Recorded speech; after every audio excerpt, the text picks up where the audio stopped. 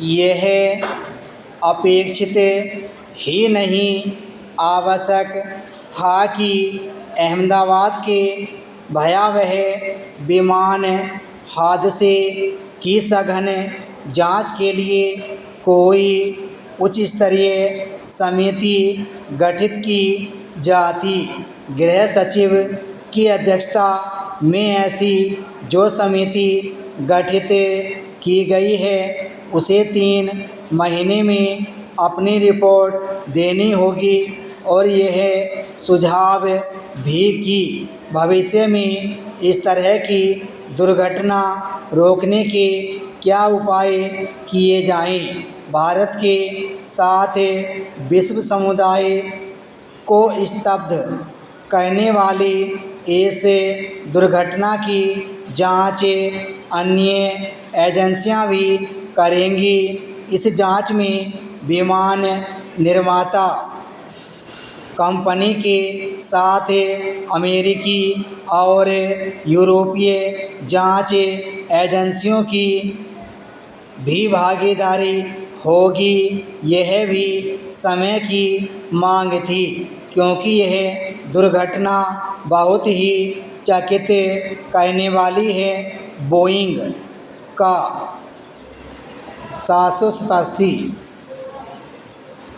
Dreamliner विमान जिस तरह हादसे का शिकार हुआ उसे देखते हुए इस कंपनी को भी दुर्घटना के कारणों की तह तक जाना ही होगा।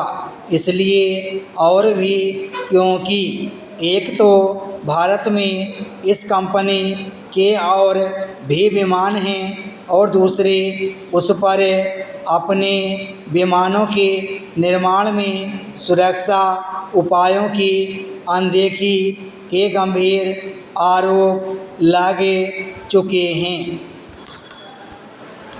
सरकारी से निजी कंपनी टाटा के हाथों में गई एयर इंडिया के विमान के दुर्घटनाग्रस्त होने के कारणों की गहन जांच के साथ ही कुछ अन्य पहलुओं पर भी ध्यान देना होगा और उनमें से एक यह भी है कि हमारे सभी प्रमुख हवाई अड्डे जिन जगहों पर स्थित हैं वे चारों तरफ आबादी से घिरे हैं।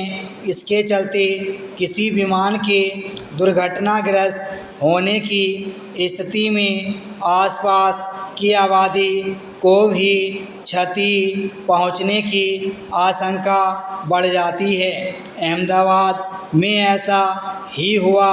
यहाँ विमान के एक मेडिकल कॉलेज के हॉस्टल पर गिरने से वहाँ के मेडिकल छात्रों समेत कई लोग मारे गए। चारों ओर आबादी से घिरे हवाई अड्डों के आसपास विमान के दुर्घटनाग्रस्त होने पर उस तक सहायता पहुंचाने में भी बाधा पहुंचती है। विमान यात्रा को केवल इसलिए सुरक्षित बनाने की आवश्यकता नहीं है क्योंकि अहमदाबाद सरीखे हादसे विमानों से यात्रा के प्रति लोगों के मन में संदेह बढ़ते हैं, बल्कि इसलिए भी है कि आज विमान यात्रा करना एक आवश्यकता बन गई है।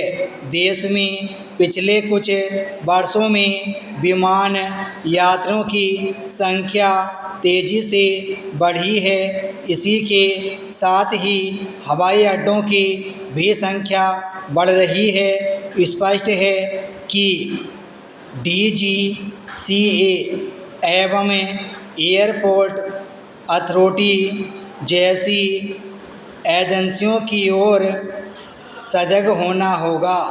विमान यात्रियों की बढ़ती संख्या के साथ उनकी सुविधाओं और सुरक्षा को लेकर रहकर सवाल उठते रहते हैं।